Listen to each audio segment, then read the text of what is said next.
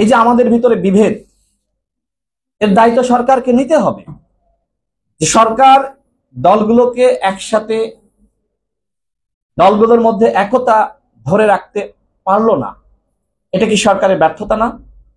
আমরা সরকারকে বলবো যে এই ব্যর্থতা ঘুচিয়ে কিভাবে সমস্ত দলকে এক টেবিলে বসিয়ে আলোচনার ভিত্তিতে তাদের মধ্যে ন্যূনতম ঐক্যমত ধরে রাখা যায়, সেই উদ্যোগ আপনাদেরকে গ্রহণ করতে হবে।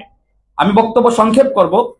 তার আগে যেটি বলতে চাই যে প্রধান উপদেষ্টা যে বললেন যে একটি দল ডিসেম্বরে ইলেকশন চাই, এর পরবর্তীতে গণমাধ্যমের সংবাদ আপনারা দেখেছেন, যুগান্তরে সংবাদ প্রকাশিত হয়েছে যে ডিসেম্বরের মধ্যে 52টি রাজনৈতিক দল ইলেকশন চাই।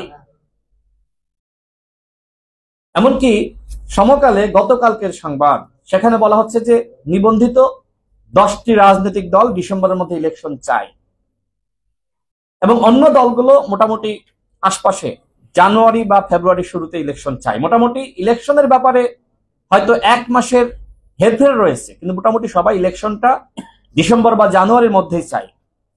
সরকার এই বিষয়ে আসলে স্পষ্ট করছে না। এই যে সংবাদ, প্রধান উপদেষ্টার বক্তব্যের প্রেক্ষিতে এই সংবাদ, এটি অত্যন্ত দুঃখজনক, এবং আমরা মনে করি যে এটি আসলে প্রধান উপদেষ্টার যে বক্তব্য, সেই বক্তব্যের প্রেক্ষিতে এটি আসলে সরকারের জন্য অপমানজনক।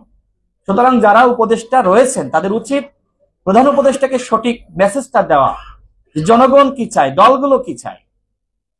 আমি সর্বশেষ বলবো যে আমরা মনে করি যে সরকার 10 মাসে এখনো পর্যন্ত গণহত্যার বিচারে কার্যকরী পদক্ষেপ গ্রহণ করতে পারে নাই।